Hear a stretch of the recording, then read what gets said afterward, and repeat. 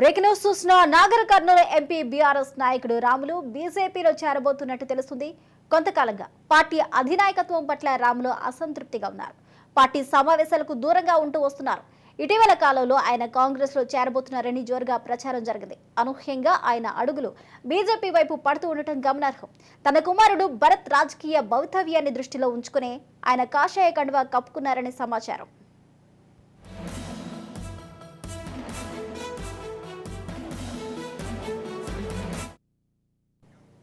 Nagar Kurnool MP బరిలో రాములు కుమారుడు Bharat BJP తరపున బరిలో దిగుతారని తెలుస్తుంది. నాగర్ కర్నూలు జిల్లా బీజేపీ నాయకులు సైతం రాములు చేరికను ధృవీకరించారు. అయితే ఎంపీ రాములు మాత్రం ఇప్పటి వరకు ఎలాంటి ప్రకటన చేయకపోవడం గమనార్హం.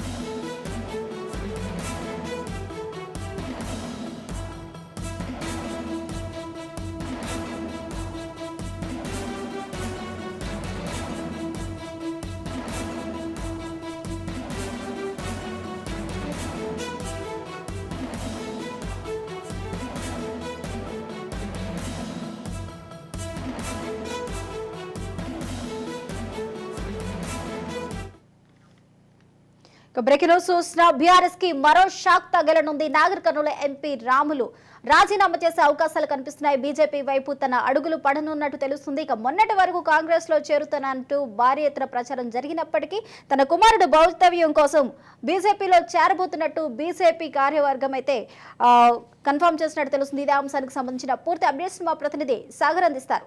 Sagar. Right Swathi, good afternoon. అయితే బీఆర్ఎస్ పార్టీకి మరో భారీ షాక్ తగలనుందని చెప్పుకోవచ్చు.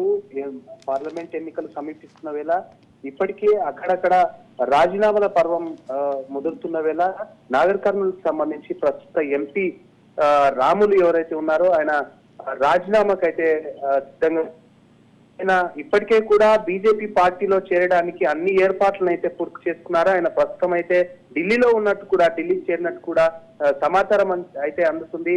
గతం నుంచి కూడా రాములకైతే బీఆర్ఎస్ పార్టీ తరపు నుంచి తన తనయుడు ఎవరైతే ఉన్నారో జెడ్పీటీసీగా అప్పట్లో జెడ్పీ చైర్మన్ గా అవకాశం కావాలని కోరినప్పటికీ కూడా ఇవ్వకుండా వేరే వాళ్ళకి ఇవ్వడంతో అప్పుడు కూడా కాస్త అసమ్మతి సెగలు ముదిరినప్పటికీ అటు గువ్వల బాలరాజుకు సంబంధించి ఇటు రాములు తనయుడు ఎవరైతే ఉన్నారో వాళ్ళకి సంబంధించి గతంలో కూడా ఒకసారిగా కొట్లాటలు కానివ్వండి, ఇటువంటి బ్యానర్స్ సంబంధించి ఇటువంటి విషయాల్లో చాలా వరకు కూడా వాళ్ళకు తగు ఏర్పడినప్పటికీ కూడా ఎన్నికల సమయంలో ఎవరైతే రాములు ఉన్నారో ఎన్నికల సమయంలో సైలెంట్ గానే ఉన్నారు.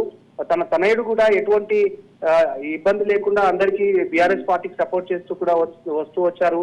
ఉన్నట్టుండి రాములు ఈ మధ్య కాలంలోనే పార్టీలో కూడా సైలెంట్ గా బీఆర్ఎస్ పార్టీకి సంబంధించి సైలెంట్ గా ఉన్నారు. ఒకసారిగా బాంబు పేల్చినట్టుగానే ఒకసారిగా వచ్చి ఆయన పార్టీ మారుతా అని చెప్పి కూడా ప్రెస్ మీట్ పెట్టి మాట్లాడిన పరిస్థితి అయితే కనిపించింది. నేడు తాజాగా కూడా ఆయన ఢిల్లీకి వెళ్ళిన పరిస్థితి అయితే కనిపిస్తుంది. బీజేపీ పార్టీ చేరడానికి కూడా అన్ని సన్నాహాలు చేసుకున్నట్లు కూడా మనకు సమాచారం అయితే అందుతుంది సార్.